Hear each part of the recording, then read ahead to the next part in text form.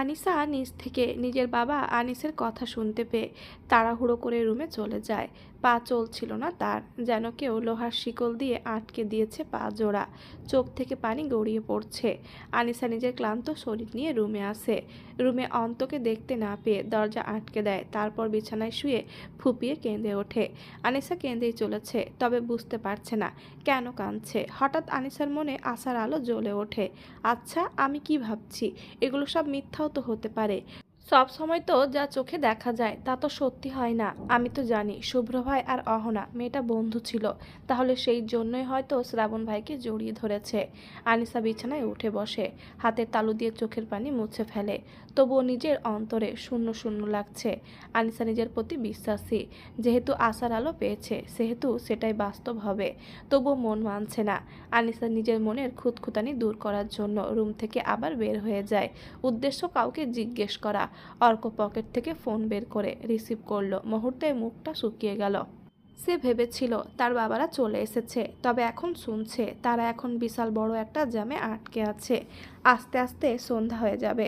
অর্ক নিরাশ মুখে কল কেটে দেয়। বাড়ির ভেতরে এখন যেতে ইচ্ছে হচ্ছে না, তাই আবারও চলল ফাতেহা যেখানে বসে আছে সেখানে। অর্ককে আবার তার দিকে আসতে দেখে ফাতেহা এবার নড়ে চড়ে বসলো। দোলনার ওপরে পা উঠিয়ে বুকের সাথে হাঁটু গুজে বসলো। অর্ক ফাতেহার পাশে এসে দাঁড়াতে ফাতেহা মিনমিনিয়ে বলল, বসুন। আমার জন্য অপেক্ষা করছিলেন মনে হচ্ছে। না, আসলে আপনাকে আসতে দেখলাম তাই আর কি। অর্ক ফাতেহার পাশে বসলো। দুজনের মাঝে বেশ দূরত্ব, মাঝে একজন অনায়াসে ভালোভাবে বসতে পারবে। প্রায় 10 মিনিট নিস্তব্ধভাবে বসে থাকার পর অর্ক প্রথমে বলে উঠল, এখনো মন খারাপ? ফাতেহা নিশ্চুপ। কি বলবে সে? মানুষের মুখ দেখে কি বোঝা যায় না তার মনের অবস্থা? ফাতেহাকে চুপ থাকতে দেখে অর্ক বলে উঠল, গান শুনবেন? যদিও আমার কণ্ঠ ভালো না, তবে গাইতে পারি। ফাতেহা অর্কের দিকে তাকালো এতক্ষণে। চাপদাড়ির মাঝে ফর্সা গাল, বাম ভুরু ওপরে একটা কালো কুচকুচে তিল। ফর্সা মুখে বেশ মানিয়েছে। ফর্সা গায়ে কালো টি শার্টটাও বেশ ফুটেছে। বাগানে হালকা হালকা বাতাস শুরু হলো। শিউলি ফুলগুলো ঝরে পড়ছে। কয়েকটা জোরালো বাতাসে উড়ে এসে আছড়ে পড়ছে দোলনায়। আকাশে মেঘ জমেছে অল্প অল্প, যদিও পুরো আকাশ মেঘে সাদা হয়ে আছে, তবে কিছু কিছু জায়গায় কালো রং ধারণ করেছে। ফাতেহা বেশ কিছুক্ষণ চুপ থেকে বলে উঠল, আচ্ছা শোনান। অর্ক যেন জানতো ফাতেহার উত্তরটা। ফাতেহার বলার সাথে সাথে অর্ক বলে উঠল, কিছু মনে না করলে চলেন ছাদে যাই, সেখানেই শোনাবো। ফাতেহা উঠে দাঁড়ালো। তারও এখানে ভালো লাগছে না। এই বাতাসে ছাদ বাগানের পরিবেশটা আরও একটু ভিন্ন হবে। অর্ক ফাতেহার সম্মতি পেয়ে উঠে দাঁড়ালো, তারপর চলল বাড়ির দিকে। উদ্দেশ্য ছাদে যাওয়া। রুমে আসতে সারা শুভ্রর বুকে যে মুখ গুজেছে আর মুখ তুলছে না। রীতিমতো ফুপিয়ে কাঁদছে মেয়েটা। শুভ্র জানে তার পিচ্চি পাখির কান্নার কারণ, সেই জন্য থামাচ্ছে না। কাঁদুক, একটু মন হালকা হবে। শুভ্র সারাকে কোলে তুলে নেয়, তবুও সারা শুভ্রর বুকে মুখ গুজে আছে। দুই হাত দিয়ে আঁকড়ে রেখেছে, যেন হাত ছড়ালে শুভ্র হারিয়ে যাবে। শুভ্র কোলে করে সারাকে বিছানায় এনে বসিয়ে দেয়, তারপর নিজেও সারার পাশে বসে। সারা কিছুক্ষণ পর ফুপিয়ে উঠছে। কাঁদতে কাঁদতে ক্লান্ত মেয়েটা। শুভ্র সারা চুলের ভাঁজে হাত বোলাতে বোলাতে বলে, পিচ্চি পাখি। সারা ফুপিয়ে যাচ্ছে। সারাকে চুপ থাকা দেখে শুভ্র আবারও বলে উঠল, পিচ্চি পাখি শুনছো? দুর্বল কণ্ঠে সারা বলে ওঠে, কাঁদছো কেন জান? আমি আছি তো, দেখছো সব ঠিক হয়ে গেছে। আপনি খুব খারাপ শুভ্র, খুব খারাপ, খুব পচা। শুভ্রর বুকে মাথা রেখে হাত দিয়ে শুভ্রর বুকে মৃদু ঘুষি দিয়ে বলে সারা। শুভ্র হাসে। তার পিচ্চি পাখি যখন অভিমান করে তখন তার নাম ধরে ডাকে। আর শুভ্র এটাও জানে তার পিচ্চি পাখির অভিমান ভাঙবে কিভাবে। শুভ্র মুচকি হেসে সারাকে নিজের থেকে ছাড়িয়ে নেয়। সারা মাথা নিচু করে আছে। শুভ্র সারার থুতনি ধরে উঁচু করে লাল হয়ে যাওয়া কান্নারত চেহারাটায় এক পলক দেখে নিজের দুই হাত সারার দুই গালে রাখে, তারপর বলে ওঠে, আমি কি করেছি পিচ্চি পাখি? আপনি খুব খারাপ, আমার থেকে এত কিছু লুকিয়েছেন। কথাটি বলে আবারও ঝাঁপিয়ে পড়ে শুভ্রর বুকে। শুভ্র হাসে। সেও সারাকে নিজের সাথে জড়িয়ে নেয় হাতের বন্ধনে। তারপর ঠোঁটে হাসি রেখে বলে, কি লুকিয়েছি একটু বলবা জান? আমি বুঝতে পারছি না। রাগ উঠাবেন না, বলো না কি করেছি। আচ্ছা, রাগ ওঠায় কি করে? এটার কি কোনো বিকাশ নাকি এটিএম সিস্টেম বউ, যে ইচ্ছে মতো ওঠানো যায়? রাগাবেন না বলছি। কী সব বলছেন কি? আরে বউ রাগে না, আমি তো বলছি টাকা যেভাবে উঠায় আমি মনে করছি রাগও সেভাবেই উঠাতে হয়। সারা এবার রেগে যায়, খুব জোরে কামড়ে ধরে শুভ্রর বুকে। তবে শুভ্র কোনো রিয়াকশন দেখায় না। একটু পর সারা নিজে থেকেই ছেড়ে দেয়। প্রচণ্ড রাগ বা কষ্টে, অভিমানে তার কান্না পায়। সারা আবার কেঁদে ওঠে। সারার এমন কান্না দেখে এবার শুভ্র একটু ভড়কে যায়, কারণ মেয়েটা অল্পতেই অসুস্থ হয়ে যায়। আর আজকের দিনে অসুস্থ করতে চায় না মোটেও। শুভ্রর হাসি হাসি মুখটা গায়েব হয়ে যায়। ঠান্ডা মুখশ্রীতেই সারার পিঠে হাত রেখে বলে ওঠে, আমি জানি পিচ্চি পাখি, তোমার রাগ অভিমান আজ পালা করে একসাথে উদয় হয়েছে। কারণটাও আমার অজানা নয়। আসলে তোমার কথা হচ্ছে এই যে আমি অবিবাহিত, এটা কেন বলি নাই? অরু আমার মেয়ে না, সেটা কেন বলিনি? আর এই জন্যই কি তোমাকে 4 বছরের জন্য এনেছিলাম। এইটুকু বলে শুভ্র থামে। বেশ শব্দ করে একটা দীর্ঘ শ্বাস ছাড়ে। শুভ্রর কথা শেষ হতেই সারা শুভ্রর বুক থেকে মাথা তোলে। চোখে মুখে বিস্ময়। এই মানুষটাকে কিছু বলার আগে বুঝে যায় কি করে? সারা বুঝতে পারে না। সারাকে বিস্ময়ের সাথে তাকিয়ে থাকতে দেখে শুভ্র হালকা হেসে বলে ওঠে, এখন তুমি ভাবছো আমি এগুলা কিভাবে জানলাম? আচ্ছা, আজ সব প্রশ্নের উত্তর পাবে। কিন্তু? কি কিন্তু? শুভ্র পকেট থেকে মোবাইল বের করে। সন্ধ্যা প্রায় হতে চলল। মাগরিবের আজানের আর 25 মিনিট বাকি। শুভ্র সারার দিকে তাকিয়ে ঠোঁটে দুষ্টু হাসি টেনে বলে, আজ সন্ধ্যায় একটা সারপ্রাইজ আছে। আমরা পুরো পরিবার যাব এক জায়গায়, সেখানে যেতেই বলবো। আর একটা কথা। কি কথা? শুভ্র সারার দিকে এগিয়ে যায়। বিস্ময়ে ভরা চক্ষুদ্বয় এখন ভড়কে যাওয়ার মতো সারার। শুভ্র সারার কানের কাছে ফিসফিস করে বলে, পিচ্চি পাখি, এবার একটু বড় হতে হবে তোমাকে। আজ থেকে ট্রেনিং দিব, রেডি হয়ে নাও যান। সূর্য অস্ত যাচ্ছে। কিছুক্ষণের মাঝে আঁধারে ঢাকবে ধরণী। মেঘে ঢাকা আকাশ হলুদ আভায় ভরা। ছাদের একেবারে কর্নারে দোলনা। আগে অন্য পাশে ছিল, 2 দিন হলো এখানে এনেছে। এখান থেকে দূরে বিশাল চা বাগান দেখা যায়, সেই জন্যই মূলত আনা। চারিপাশে বাতাস বইছে, আবহাওয়াটা বেশ মনোমুগ্ধকর। ফাতেহার পাশে বসে দূরের চা বাগানের দিকে তাকিয়ে হাতে থাকা গিটারটার দিকে তাকালো অর্ক। আসার সময় ফাতেহা আনলো নিজের রুম থেকে। বেশ কয়েক বছর পর গিটার হাতে নিল অর্ক। অর্কের দিকে তাকিয়ে ফাতেহা বলে উঠল, কি হলো, শুরু করেন। সন্ধ্যা নামলো বলে ফাতেহার কথা শ্রাবণ হতেই অর্ক গিটারের টুংটাং আওয়াজ তুলে মৃদু বাতাসের সাথে মনোমুগ্ধকর পরিবেশের সাথে খাপ খাইয়ে দূর আকাশের দিকে তাকিয়ে খালি গলায় গেয়ে উঠল, দূরে দূরে মেঘ যাচ্ছে পুড়ে, মন মেলল স্মৃতি দুডানায়। দূরে দূরে মেঘ যাচ্ছে পুড়ে, মন মেলল স্মৃতি দুডানায়। জানি না কেন তা জানি না, জানি না কেন তা জানি না, জানি না কেন তা জানি না, জানি না কেন তা জানি না, জানি না কেন জানি না, জানি না। ক্ষয়ে ক্ষয়ে যাওয়া এই সময় মেনে নেয় তার পরাজয়। জীবন পড়ে ধুলোতে হারিয়ে সঞ্চয়। ক্ষয়ে ক্ষয়ে যাওয়া এই সময় মেনে নেয় তার পরাজয়। জীবন পড়ে ধুলোতে হারিয়ে সঞ্চয়। যার কথা ভাসে মেঘলা বাতাসে, তবু সে দূরে, তা মানি না। যার কথা ভাসে মেঘলা বাতাসে, তবু সে দূরে, তা মানি না। জানি না কেন তা জানি না, জানি না কেন তা জানি না, জানি না কেন তা জানি না, জানি না কেন তা জানি না। অর্ক থামে। ফাতেহার চোখ বেয়ে নিজের অজান্তে এক ফোঁটা অশ্রু গড়িয়ে পড়ে।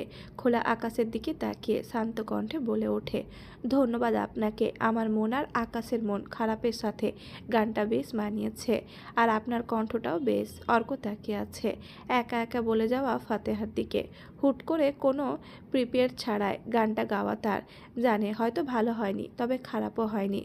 অর্ককে চুপ করে তার দিকে তাকিয়ে থাকতে দেখে ফাতেহা বলে ওঠে, জানেন, আজ আমার ক্ষুদ্র একটা স্বপ্ন পূরণ হয়েছে। যদিও মানুষটা ভিন্ন, তবে স্বপ্নটা পূরণ হয়েছে। আমার খুব ইচ্ছে ছিল পড়ন্ত বিকেলে একজনের ঘাড়ে মাথা রেখে তার গাওয়া গান শুনতে শুনতে সূর্য ডুবি দেখব। ধন্যবাদ আপনাকে আমার ইচ্ছাটা পূরণ করার জন্য।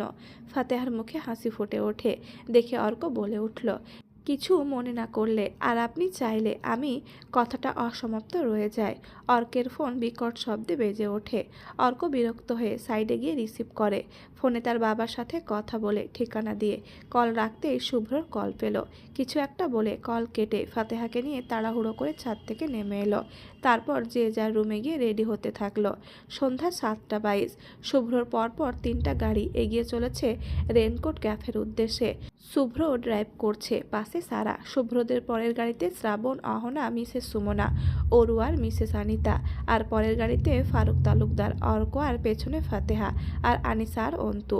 আনিসার মনটা প্রচণ্ড খারাপ, চোখ দিয়ে টপ টপ করে পানি পড়ছে। যদিও গাড়ির ভেতরে লাইট অফ থাকায় সেটা কারোর চোখে পড়ছে না, তবু অর্কের দৃষ্টি বুঝে গেল আনিসার কান্না। তবে কোনো মাথা ঘামালো না সে। আনিসার চোখে ভেসে উঠল সেই মুহূর্ত, ফ্ল্যাশব্যাক। আনিস তালুকদারের বকা শুনে মিসেস সুমনার কাছে বাধ্য হয়ে সাজতে বসেন। ব্লু কালারের গাউন পরে, চুল ছেড়ে রেখেছে, আর কিছুই না। তার মন ভালো না, শরীর ভেঙে আসছে, বুকের ভেতরে অসম্ভব পীড়া দিচ্ছে। এই তো কিছুক্ষণ আগে আনিসা রুম থেকে বেরিয়ে সিঁড়ি বেয়ে নিচে আসে, তখন ফারুক তালুকদার আনিসাকে রেডি হয়ে নিতে বলে। আনিসা কারণ জিজ্ঞেস করলে তিনি সারপ্রাইজের কথা বলেন। আনিসা চাইলেও কাউকে জিজ্ঞেস করতে পারেনি শ্রাবণ আর অহনার কথা। আনিসা সিঁড়ি বেয়ে ওপরে আসছিল, ঠিক তখনই অন্ত পেছন থেকে এসে বলে, আপু জানিস অহনা আপু বড় ভাইয়ার বউ। অন্তর কথা শুনে আনিসার পা থেমে যায়, চলতে চেয়েও পারে না। আনিসা অন্তুর দিকে তাকিয়ে বলে ওঠে, কি আজে বাজে বলছিস? অন্ত কিছু বলার আগে মিসেস আনিতা বলে ওঠে, হ্যাঁ রে মা সত্যি, কিছুদিন আগে ওর জন্য মেয়ে খুঁজেছি, আর আজ কত বড় সারপ্রাইজ হয়ে গেছি। কথাটা শোনা মাত্রই এক মুহূর্তের জন্য আনিসার পায়ের নিচের মাটি সরে গেল, গলা শুকিয়ে গেল, চোখ টলমলিয়ে উঠল, কণ্ঠ ভেদ করে কোনো কথা বের হচ্ছে না। নিজের কানকেও যেন বিশ্বাস করতে পারছে না। আনিসা উল্টো ঘুরে ছুটে নিজের রুমে চলে আসলো, এসে দরজা লাগিয়ে দিল। আনিসার ছুট দেখে আনিতা হাসলেন, মনে মনে বলেও ফেললেন, পাগল মেয়ে একটা, খুশিতে লাফিয়ে উঠছে। ফারুক তালুকদার সবাইকে গুছিয়ে রেডি হতে বলেছেন, কারণ এখন বলবেন না, তবে আজ বাইরে যাবে। শুভ্র আগে ভাগে এসে মিসেস সুমনার কাছ থেকে বাক্সটা গাড়ির ডিকিতে রেখে দিয়েছে। আনিসা ঘরে গিয়ে বিছানার পাশে বসে ডুকরে কেঁদে ওঠে, বুকের ভেতরে চিনচিন ব্যথা করছে, মনে হচ্ছে তার দম বন্ধ হয়ে যাবে। আনিসার মনে হতে থাকে সেই সব ঘটনা যেগুলো তার জীবনে জড়িয়ে আছে শ্রাবণের সাথে। তাহলে কি শ্রাবণ ভাই তাকে এই জন্যই পাত্তা দিত না? আচ্ছা, আমি কি কোনো দুঃস্বপ্ন দেখছি? ঘুম ভেঙে সব আগের মতো হয়ে যাবে? আনিসা নীরবে চোখের পানি ফেলছে। কিছু ভালোবাসা প্রকাশ করার আগেই মরে যায়, যেমন তার ভালোবাসা। একটু পর অন্তু এসে আনিসাকে ডাকলে আনিসা কাটকাটভাবে বলে দেয় যাবে না। ঠিক সে সময় আনিস তালুকদার দরজায় নক করে। আনিসা তাড়াতাড়ি চোখ মুখ মুছে দরজা খুলে দেয়। আনিস তালুকদার বেশ কড়া কণ্ঠে বলে, যাবে না কেন? আনিসা চুপ হয়ে যায়, বাবার মুখের ওপর কোনো কথা বলার সাহস নেই তার। চোখ নামিয়ে মাটির দিকে তাকিয়ে থাকে। আনিস তালুকদার ধমকে উঠে বলে, 5 মিনিটের মাঝে আম্মুর কাছে গিয়ে রেডি হয়ে বের হও, কোনো কথা শুনতে চায় না। আনিস তালুকদার নিজের সাথে করে আনিসাকে নিয়ে যায় সুমনার কাছে। বেগত্তা কান্না চেপে রেডি হয়ে নেয় আনিসা। সন্ধ্যা 6টা 20। তালুকদার বাড়ির ড্রয়িং রুমে সোফায় বসে কথাবার্তা শেষ করলেন ফারুক তালুকদার। পুলিশের ভাষ্যমতে আগামী 7 দিনের মধ্যে রেহান মোল্লাকে খুঁজে বের করবে। যেহেতু রেহানের নামে আগে থেকে দুটো কমপ্লেন আছে থানায়, তাই ফারুক তালুকদারের কথা শুনে তারা বিদায় নিয়ে বেরিয়ে পড়ে। পুলিশ চলে যেতে ফারুক তালুকদার সবার উদ্দেশ্যে বলে ওঠে, আজ আমার পরিবারের বেশ খুশির দিন। তিনটা সারপ্রাইজ আছে সবার জন্য। প্রথম দুইটা সবার জানা থাকলেও তৃতীয়টা সিক্রেট। প্রথম আজ আমি ঠিক করেছি প্রথমে আমাদের শ্রাবণ আর অহনার বিবাহ সম্পূর্ণ করতে। সবাই নিশ্চুপ, আনিসার চোখে পানি টলমলিয়ে ওঠে। আর দ্বিতীয়ত আজ সারার জন্মদিন, এটা সারা বাদে সবাই জানে। শুভ্র নিষেধ করেছে তাকে বলতে। শুভ্র অর্কের থেকে জানতে পারে 5 ডিসেম্বর সারার জন্মদিন, যদিও বর্তমান কাগজপত্রে অন্য কিছু, তবে অরিজিনাল সব কাগজে 5 তারিখে, সেই হিসেবে সারার জন্মদিন। আর তৃতীয়ত ফারুক তালুকদার শুভ্র আর সারার আবার বিয়ে দিবেন, তবে সেটা কেউ জানে না, গোপন রেখেছে সবার থেকে। এক এক করে সকলে বের হয়ে যায় বাইরে গাড়ির দিকে। শুভ্র আজ কালো প্যান্টের সাথে স্কাই ব্লু শার্টিন করে পড়েছে, ওপরে দুটো বোতাম খোলা, হাতে ঝুলছে দামি ঘড়ি, চুলগুলো স্টাইল করে রাখা। আর সারার পরনে স্কাই ব্লু রঙের একটা ঘেরওয়ালা গাউন। সবাই যার যার গাড়িতে উঠে পড়ে। আনিসা রুমে নিজের মোবাইলটা নিতে যায় তাড়াতাড়ি, যদিও তার আর প্রয়োজন নেই। বাড়ির সকলে বের হওয়ার পর শ্রাবণ আর অহনা বের হয়, দুজনকেই বেশ মানিয়েছে। শ্রাবণ অহনার ঘাড়ে হাত দিয়ে সামনে আগাতে থাকে। সিঁড়ি থেকে নিচে নামতে নামতে চক্ষু আটকে যায় আনিসার সেদিকে, চলমান পা থমকে যায়, জমে থাকা পানিটুকু গড়িয়ে পড়ে চোখ থেকে। আনিস তালুকদারের বাইরে থেকে ডাকার কারণে আনিসা নিজের চোখ মুছে নাক টেনে বেরিয়ে যায় বাড়ি থেকে। আনিসা গাড়ির পেছনে সিটে বসে, জানালার পাশে। গাড়ি চলতে শুরু করে, সাথে আনিসার চোখের পানিও বেড়ে চলেছে। কোত্থেকে ভেসে এলো গানের কিছু লাইন, যা আনিসার বুকে তীরের মতো বিঁধছে। আনিসাও এক বুক চাপা কষ্ট আর এক পক্ষিক না বলা ভালোবাসার জন্য গানের লাইনগুলো মনে মনে গুনগুনিয়ে গাইতে শুরু করলো। তুমি জানতেও পারোনি কত গল্প উড়ে যায়, তুমি চিনতেও পারোনি আমাকে, হায় কি করে বলবো তোমায়, আসলে মন কি যে চায়। আনিসার বুক ফেটে কান্না আসে। আসলে গানের প্রতিটা শব্দ আজ তার বুকে বেঁধে যাচ্ছে। তার খুব কষ্ট হচ্ছে আজ। শুভ্র ড্রাইভ করছে আর সারার দিকে তাকাচ্ছে। মহারানী তার দিকেই তাকিয়ে আছে। সে কি বুঝছে না এতে তার গাড়ি চালাতে কষ্ট হচ্ছে? নিজেকে কেমন কেমন লাগছে। শুভ্র তার মহারানী তার পাশে বসে। আগে এই ফিলিংসটা শুভ্র পায়নি। আজ একটু বেশি বড় বড় লাগছে সারাকে। শুভ্র অর্ককে দিয়ে বলিয়ে সারার বাবা মাকে আগে ক্যাফেতে পাঠিয়েছে। নাম ক্যাফে হলেও জায়গা বিশাল, সাথে তাদের ডেকোরেশন। শুভ্র গাড়ি চালাচ্ছে আর সারাকে তার ছোট্টবেলার গল্প শোনাচ্ছে। সারাও বেশ মনোযোগ দিয়ে শুনছে। শুভ্রদের গাড়িটি এবার হাইওয়ে রাস্তায় উঠে, তবে আজ যানজট কম। কিছু দূর পরপরই ট্রাফিক আর চার রাস্তার মোড়। শুভ্র গাড়ি চালাচ্ছে, শ্রাবন্তীর গাড়ি আগে গিয়েছে, তারা মাঝে আর পেছনে অর্কদের গাড়ি। গাড়ির জানালা খোলা থাকায় হঠাৎ বাতাসের ধাক্কায় সারার চোখে কিছু একটা ঢুকে যায়। সাথে সারা আউজ করে ওঠে। শুভ্র সারার দিকে তাকিয়ে গাড়ির স্টায়ারিংয়ে হাত রেখে বলে ওঠে, কি হয়েছে দেখি? শুভ্র গাড়ি স্লো করে আগে থেকে। সারার চোখের দিকে তাকায়, লাল বর্ণ ধারণ করেছে। শুভ্র সারার চোখে ফু দিতেই কোত্থেকে এক মাল ভর্তি গাড়ি এসে পড়ল ঠিক তাদের গাড়ির সামনে। শুভ্র প্রথমে খেয়াল না করায় বিপদটা আরও বেড়ে গেল। আর যতক্ষণে শুভ্র সামনে তাকালো ততক্ষণে শুভ্রর হাতে করার মতো কিছুই ছিল না। গাড়ির গতি কম থাকলেও সামনে থাকা গাড়িটির ব্রেক আউট ছিল। শুভ্র এক মুহূর্তের জন্য থেমে দ্রুত সিট বেল্ট খুলে সারার ওপর ঝাঁপিয়ে পড়ে। তারপর ভয়ঙ্কর এক শব্দ, শব্দের পরে নিস্তব্ধতা, ভয়ানক নিস্তব্ধতা। সেই নিস্তব্ধতা যেন এক নরকীয় ব্যথা দিচ্ছিল হৃদয়ে।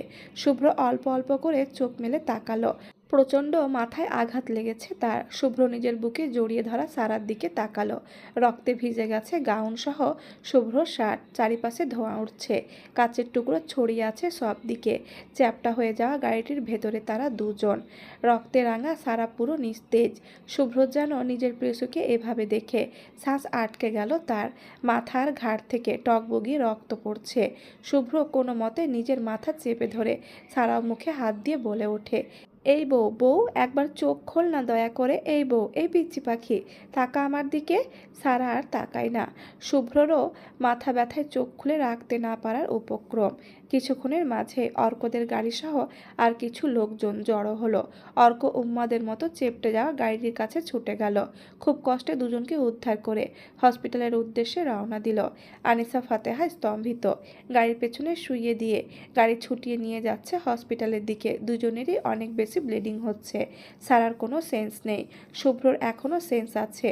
অর্কের কোলের ওপর শুভ্রর মাথা, আর শুভ্র নিজের বুকের সাথে জড়িয়ে রেখেছে সারাকে। ড্রাইভার যত দ্রুত সম্ভব এগিয়ে চলছে হসপিটালের দিকে। ছোট্ট একটা অ্যাক্সিডেন্টে দুটো অতৃপ্ত হৃদয় আজ ভেঙে গেছে।